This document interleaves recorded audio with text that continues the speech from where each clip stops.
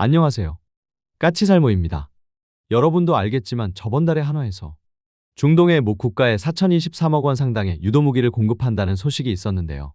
그리고 그 중동의 모 국가는 사우디아라비아라는 게 나중에 알려졌는데요. 그러면서 한화가 사우디에 4천억 원이라는 막대한 금액의 탄약을 공급한다면 당연히 사우디가 보유한 천무의 전술탄도 미사일, 그러니까 우리가 폴란드에 수출하기 위해서 개발하고 있는 수출형 전술탄도 미사일인 CTM-290일 거라고 저도 이야기한 바가 있습니다. 그런데 이번에 사우디에 공급하는 유도무기는 천무에서 발사하는 유도무기이기는 한데요. 문제는 우리가 사우디에 공급하는 유도무기는 CTM-290이 아니라 CTM-500이라고 하네요. 그럼 CTM-500이란 무엇이냐라고 했을 때, 그래서 오늘은 그 이야기를 해볼까 합니다. 그 전에 앞서서 이번에 드디어 우리나라의 군함에서 운용하기 위한 대구경 수직발사관인 KVLS-2의 개발이 완료되었다고 하는데요. 이번 사업은 원래 정부 주도, 그러니까 국방과학연구소 주도 사업으로 진행하다가 업체 주도 사업으로 변경되어서 완성한 사업이라고 하는데요. 여러분도 알겠지만 우리 국방과학연구소는 몇 년 전에 대대적으로 개편을 했고, 그 당시 많은 사업들을 국방과학연구소가 아닌 업체가 개발하게 사업을 넘겨서 진행하게 되었었는데요. 그 중에 대표적이었던 게 바로 천룡 미사일의 개발입니다. 원래는 천룡 미사일도 국방과학연구소 주도에서 업체 주도로 넘길 계획이었지만 국방과학연구소가 반발을 하면서 지금은 국방과학연구소와 LIG가 함께 개발하고 있는데요. 이 사업도 원래는 국방과학연구소가 개발하던 사업을 한화에어로스페이스에 넘겨서 한화에어로스페이스가 개발을 완료한 사업인데요.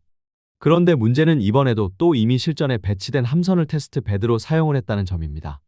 현재 우리는 이미 인천급 배치3, 충남급을 개발해서 충남급의 초도함인 충남함이 2023년 4월에 진수를 했고, 그리고 2024년 12월에 취역해서 해군에 이미 인도되었는데요. 문제는 바로 이 충남함이 우리나라가 개발하는 근접 방어무기인 CIWS-2를 첫 번째로 배치하는 함선이라는 것입니다. 그래서 현재 충남함은 CIWS가 없는 상태로 운용 중이고, 이미 충남급 입원함인 경북함도 진수를 한 상태이지만 결론은 경북함에도 CIWS는 없습니다. 일이 된 이유는 우리의 CIWS는 내년인 2026년에 완성되게 되고, 우리 방사청은 내년에 개발한 CIWS-2를 충남함에 탑재해서 충남함을 테스트 베드로 활용해서 우리가 개발한 CIWS-2를 시험할 생각이기 때문입니다. 그런데 바로 이것과 똑같은 일이 정조대왕급에도 일어난 것입니다. 정조대왕급 초도함인 정조대왕함은 이미 2022년 7월에 진수하고 작년인 2024년 12월에 취역했는데요. 그런데 문제는 정조대왕급의 수직발사관은 88셀이고 그 중에서 미국에서 수입한 MK41이 48셀이 들어가고 KVLS-1이 16셀이 들어갑니다. 그런데 문제는 바로 이번에 완성되었다는 KVLS-2도 24셀이 들어간다는 점입니다. 그럼 지금까지는 정조대왕함에는 KVLS-2가 없는 상태였느냐라고 했을 때, 네, 없었다고 하고요. KVLS-2는 작년 말에야 탑재가 되었다고 합니다. 그리고 작년 말에 정조대왕함에 KVLS-2를 탑재하고 지금까지 정조대왕함을 활용해서 KVLS-2를 시험했던 것으로 보입니다. 그런데 과연 이게 옳은 일일까요? 아직 완성도 안 된 장비를 장착을 확정하고 함선을 만들고 그 장비가 완성될 때까지 그 장비가 없는 상태로 함선을 운용하고 또 이미 실전에 배치된 함선을 개발 중인 장비의 테스트 베드로 사용하는 게 과연 옳은 이야기냔 말입니다. 결론은 그 함선에 그 장비가 탑재된 이유는 그 장비가 필요해서 탑재하는 것입니다. 그런데 그 장비 없이 운용을 한다라 그래도 되는 것일까요? 그리고 장비를 개발하다 보면 당연히 개발에 실패할 수도 있는데, 그럼 만일 그 장비의 개발이 실패하면 어떻게 할 건가요? 특히 지금 우리나라 함선 중에서 유독 정조대왕함이 너무도 심각한 상태인데요. 우선 정조대왕함은 이미 취역까지 해서 제주 해군기지를 모항으로 해서 7함대에 소속되어서 운용에 들어갔는데요. 현재 정조대왕함은 주력무장이 전부 없습니다. 우선 대공 미사일은 해공함대공 미사일과 그리고 SM2와 SM6와 SM3를 운용한다고 하는데요. 현재 SM6와 SM3는 아직 국내에 들어오지 않았고 앞으로도 대략 5년은 있어야 도입이 됩니다. 그럼 그때까지는 정조대왕급은 이 두 무장이 없는 상태로 깡통으로 운용을 해야 하는 것입니다. 그리고 정조대왕급의 공격 능력의 핵심은 바로 KVLS-2에서 발사되는 현무포-2 탄도미사일인데요. 정조대왕함의 주력 공격무장인 현무포-2를 탑재하기 위한 KVLS-2가 이제 완성되었다는 건 정조대왕급은 지금까지 주력 공격무장도 없이 운용 중이었다는 이야기입니다. 말 그대로 정조대왕급은 지금까지 아무것도 없는 깡통함선이었다는 말입니다. 정말 이런 식으로 함선을 운용해도 되는 걸까요? 분명 이미 실전부대에 배치되어서 이미 작전에 투입되는 함선이 주요 장비가 전혀 없어도 되는 걸까요? 그리고 최근에 우리 현대로템에서 중동의 이라크에 흑표 전차 250대를 공급한다고 하는데요. 이번에 이라크가 공급받는 전차는 흑표 에미 모델이라고 하는데요. 혹시 이 모델이 어떤 특징이 있는 모델인지 여러분들 아세요? 아마 여러분들이 흑표 M이라고 검색을 하면 중동 사양 흑표라고 나올 것입니다. 정확히 이 전차가 어떤 전차인지 말해드리자면요. 이 전차는 바로 오만군을 위해서 개발된 흑표 모델입니다. 여러분도 알겠지만 오만은 우리 흑표 전차를 구매한다고 했고 그래서 협상 타결 직전까지 갔었던 나라인데요. 끝내는 코로나 사태로 인해서 사업을 중단하더니 아직까지도 오만에서는 아무런 소식이 없는데요. 이 전차는 그 당시 현대로템에서 오만에게 수출하기 위해서 개발하던 전차입니다. 정확히 이 전차가 최초로 보기륜 6개를 유지하고 60톤의 무게에 도달한 첫 흑표 모델이기도 하고요. 그리고 현대로템에서는 국방기술진흥연구소의 자금을 받아서 중동의 환경에 적합하게 각종 중동 현지 사양을 개발했던 전차입니다. 예를 들자면 냉각 시스템의 능력을 강화하고 원래 기존 흑표 전차의 전차장이나 포수용 조준경의 조종 손잡이는 전차의 실내 온도가 55도가 넘어가면 손잡이 자체가 좀 끈적해지는 경향이 있다고 하는데요. 새로운 손잡이는 전차의 실내 온도가 55도로 올라가도 손잡이가 끈적해지지 않는다고 합니다. 한마디로 중동 현지에 적합하게 각종 내부 장비를 새로 개발한 것입니다. 그리고 이 전차의 특징을 보면 무게 60톤의 하부의 지뢰 방어 장갑과 그리고 측면에도 대전차 미사일을 막기 위해서 방어력을 높였지만 전면 방어력은 거의 올리지 않았습니다. 그래서 제가 그 당시에 이 전차를 보고 시가전용 전차라고 이야기하기도 했습니다. 그런데 문제는 그 당시 이 전차의 개발은 현대로템에서 전부 끝냈는데요. 끝내는 시제 전차의 제작은 이루어지지 않은 전차입니다. 왜냐하면 그 당시 현대로템이 철도 부분에 적자를 기록해서 자금이 없어서 실제 실 전차의 제작은 이루어지지 않았습니다. 그 당시 대략 400억 정도만 있으면 실 전차를 완성할 수 있다고 했는데 철도 부분의 적자로 인해서 실 전차의 제작은 이루어지지 않은 전차입니다. 그럼 이라크는 왜 이 전차를 선택을 했느냐? 솔직히 말하면 이 전차는 지금은 최신 흑표 모델은 아닙니다. 이 전차 이후에 현대로템은 흑표 EX라는 더 성능이 올라간 수출형 모델을 개발했고 또 지금은 흑표 EX를 바탕으로 폴란드가 요구하는 걸 반영한 흑표 PL이라는 모델을 개발하고 있고 이 전차들이 이라크가 요구한 흑표 M이보다는 더 성능이 뛰어납니다. 그런데도 왜 이라크는 흑표 M이를 선택했느냐 하면요. 그 이유는 지금 이라크가 흑표 전차를 급하게 도입하는 이유가 바로 미군이 이라크에서 철수한다고 해서 아주 급하게 이라크 지상군의 전력을 강화할 필요가 있어서입니다. 현재 현대로템에서는 이라크의 참모총장이 직접 우리 한국에 내한할 거라고 하고 있고요.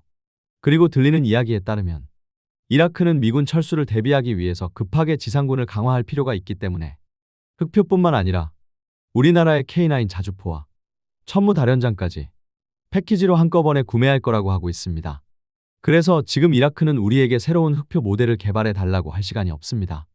현재 바로 이 흑표 M이는 이미 오만군을 위해서 개발 자체는 전부 끝난 상태이고요.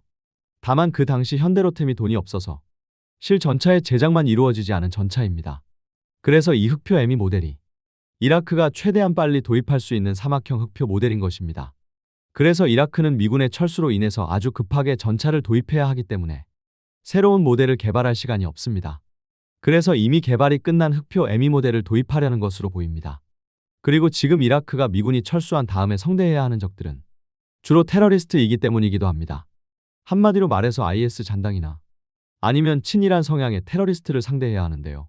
바로 제가 이야기한 것처럼 흑표 M2는 주로 적의 주력 전차와 상대하기 위해서 방어력을 높인 전차가 아니고 측면이나 하부 장갑을 강화해서 시가전이나 아니면 게릴라를 상대하기에 적합하게 만들어진 전차입니다. 그래서 지금 딱 이라크가 원하는 모델이라고 할 수 있습니다. 한마디로 말해서 이 전차는 오만군을 위해서 개발된 전차이기 때문에 사막형 전차이고요. 그리고 이미 개발이 끝난 전차이기 때문에 이라크가 원한다면 바로 공급이 가능하다는 점이고요. 또 적의 주력 전차보다는 시가전이나 게릴라를 상대하기에 적합한 전차라는 이야기입니다. 그래서 이라크는 이 전차 모델을 도입하는 것으로 보입니다. 그리고 이번에 이라크의 합참 의장이 우리나라를 방문하게 되면 흑표뿐만 아니라 우리 K9과 천무다련장도 구매할 거라고 보고요. 결론은 이번에 이라크가 일이 나오는 이유는 역시 미국의 트럼프가 자국 우선주의를 내세우면서 이라크에서 미군을 철수한다고 하면서 발생을 한 것이고요. 그래서 이번 이라크 수출은 트럼프의 공이 가장 큰 게 아닌가 합니다. 그럼 이 이야기는 여기까지 하고요. 다시 사우디의 천무 이야기로 돌아가서 저번 달인 8월경에 현대로템에서 중동의 모 국가에 4천억 상당의 탄약을 공급하기로 했다는 소식이 나왔는데요. 그러다가 이번 달인 9월 5일에 현대로템에서 사우디에 4,023억 원 어치의 유도무기를 공급한다고 이야기를 했습니다. 그래서 그 당시 많은 전문가들은 사우디에 공급하는 건 천무용 탄약일 거라고 했고, 저도 그 당시 전술탄도미사일 1을 도입한 아랍에미레이트와 달리 사우디는 아직 우리나라로부터 전술탄도미사일을 도입하지 않았기 때문에 이번에 사우디는 우리가 폴란드를 위해서 개발하고 있는 CTM-290을 도입할 거라고 했는데요. 그런데 지난 9월 4일에 한화에어로스페이스의 영국 사무소 담당 임원인 사이먼 험프리라는 사람이 천무를 딥스트라이크라고 새롭게 명명한다고 했고요. 그러면서 딥스트라이크 프로젝트에 발맞추어서 사거리 500km의 CTM-500을 개발하고 있다는 소식을 전했습니다. 여러분도 알겠지만 작년 8월경에 윤석열 정부에서 국가안보 보장회의를 열고 중동 국가에서 요구한 사거리 500km의 전술탄도미사일의 수출을 잠정 승인한다고 발표를 했고, 그래서 이미 작년 말인가 올해 초부터 조만간 CTM-XX라는 새로운 전술탄도미사일이 개발될 거라는 이야기가 있었습니다. 그리고 그 소식은 제가 이미 여러분에게도 전하기도 했고요. 바로 그게 이번에 한화의 영국 사무소에 의해서 공식화된 것입니다. 한마디로 말해서 사거리 500km의 수출용 전술탄도미사일의 개발이 공식화한 것입니다. 그럼 이 미사일은 그 성능이 어떻게 되느냐라고 했을 때요. 우선 이 미사일은 분명 사거리는 늘어나지만요.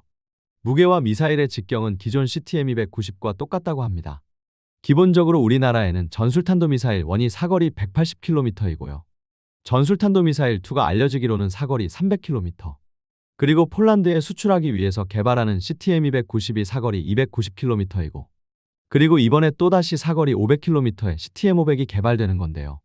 이 네 가지 전술탄도미사일이 직경 600mm로 구경도 같고 무게도 같습니다. 그럼 왜 사거리가 차이가 나느냐라고 했을 때 결론은 탄두의 중량과 추진제의 양의 차이라고 할 수 있습니다. 우선 전술탄도미사일 1은 사거리가 180km에 불과하지만 적 장사정포의 갱도 진지를 파괴할 수 있는 관통탄을 가진 미사일이고요. 전술탄도미사일 2는 관통탄 대신에 아주 넓은 지역을 제압할 수 있는 집속탄을 탑재하고 탄두의 무게가 가벼워져서 사거리가 300km로 증가한 모델입니다. 여기에 폴란드를 위해서 개발하는 수출형 탄도미사일인 CTM-290은 실질적으로 우리의 전술탄도미사일 2와 같은 미사일이지만 폴란드가 정치적 문제로 집속탄의 도입을 거부해서 탄두를 집속탄에서 파편탄두로 변경한 모델입니다. 그럼 CTM-500은 어떤 미사일이냐라고 했을 때 제가 아는 한에서는 이 미사일도 기존 우리의 전술탄도미사일과 크기나 외형은 같은 것으로 알고 있습니다. 그래서 당연히 탄두의 중량을 줄이고 사거리를 늘린 게 아닌가 합니다. 다만 문제가 있다면 사우디나 UAE도 단 한 번도 우리나라에서 집속탄을 수입한 적이 없다는 점입니다.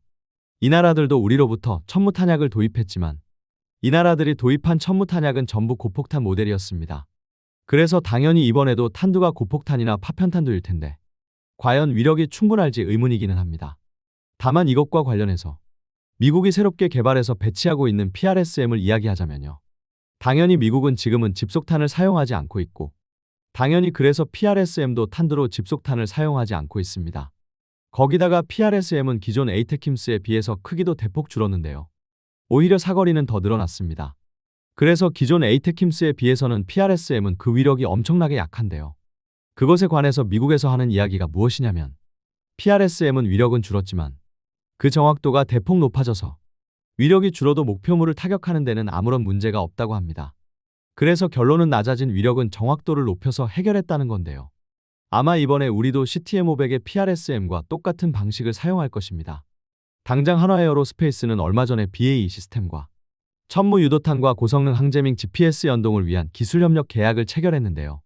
제가 전에도 이야기했지만 지금 우리나라의 전술탄도 미사일에는 미국의 군용 GPS가 아닌 상용 GPS가 탑재되어 있고 그래서 상용 GPS는 군용 GPS에 비해서 항제밍 능력이나 정확도가 떨어지기 때문에 우리는 그걸 극복할 방법을 개발했다고 했었는데요. 문제는 그 방법은 우리나라에서만 쓸 수 있고 그래서 수출형 무기에는 쓸 수 없다고 했는데요. 바로 BAE 시스템과의 계약은 항제밍 기능이 있는 군용 GPS를 수출용 무기에 탑재하기 위한 계약이라고 이야기했는데요. 당연히 군용 GPS가 적용되면 정확도는 더 올라갑니다. 여기에 더해서 우리나라의 전술탄도미사일은 미국 한유엘사의 HG-1700이라는 관성계를 항법 보조장치로 사용하고 있는데요. 이번에 우리는 이 한유엘사의 관성계와 동급, 아니 더 뛰어난 국산 관성계를 개발했고 우리의 수출형 전술탄도 미사일에는 이 국산 관성계가 탑재된다고 합니다. 이 관성계가 탑재되는 이유는 두 가지인데요. 우선 미사일의 정확도를 더 높이기 위해서이고, 그리고 만일 미국으로부터 관성계를 도입하게 되면 우리의 미사일 수출이 미국의 통제를 받게 됩니다. 특히 우리의 주요 수출국인 사우디나 UAE는 예멘 반군과의 전쟁으로 인해서 이미 과거에 미국으로부터 각종 제재를 받은 바가 있고, 더욱이 우리가 사우디에 사거리 500km의 탄도미사일을 수출한다고 하면 미국에서 관성계의 수출을 거부할 수도 있습니다. 그래서 CTM-500에는 우리나라의 관성계가 들어가고, 그로 인해서 미국의 관여를 전혀 받을 필요가 없게 되었습니다. 한마디로 말해서 CTM-500은 사거리를 늘리기 위해서 탄두의 위력을 줄일 수밖에는 없을 것이며, 줄어든 탄두의 위력을 미사일의 정확도를 더 높여서 해결할 것으로 보입니다. 그리고 분명히 말하지만 사거리 500km의 탄도미사일 수출은 분명 MTCR 위반이지만 이미 미국도 사거리 300km가 넘는 PRSM을 수출하고 있고, 미국이나 우리가 사거리가 300km가 넘는 탄도미사일을 수출할 수 있는 이유는 MTCR 규정 카테고리 2를 활용한 것으로, 결론은 도입국에서 이 무기가 대량살상 무기가 아니라고 주장하면 되는 게 카테고리 2이기 때문입니다. 그래서 분명 사거리 500km의 탄도미사일은 MTCR 위반이지만 수출이 가능한 것입니다. 그리고 당연히 사거리 500km의 탄도미사일을 구매하겠다는 나라는 사우디 한 나라만 있는 건 아니고요. 지금 알려지기로는 거의 확실하게 우리에게 사거리 500km의 탄도미사일을 요구한 국가는 사우디뿐만 아니라 UAE와 폴란드도 요구하고 있다고 하고요. 당연히 이 무기의 구매를 요구하는 나라는 앞으로는 더 늘어날 것입니다. 아무튼 간에 최근에 트럼프가 나토와 폴란드에 영토를 침범한 러시아 기체를 격추해야 한다고 했다는데요. 그 덕에 우리나라 방산주들은 연일 계속 상승을 하고 있습니다. 이제는 전 세계의 모든 나라들이 누군가에게 국방을 의지할 수 있는 시대는 지났고, 지금은 각 나라들이 스스로를 지킬 능력을 가져야 하는 시대가 되었습니다.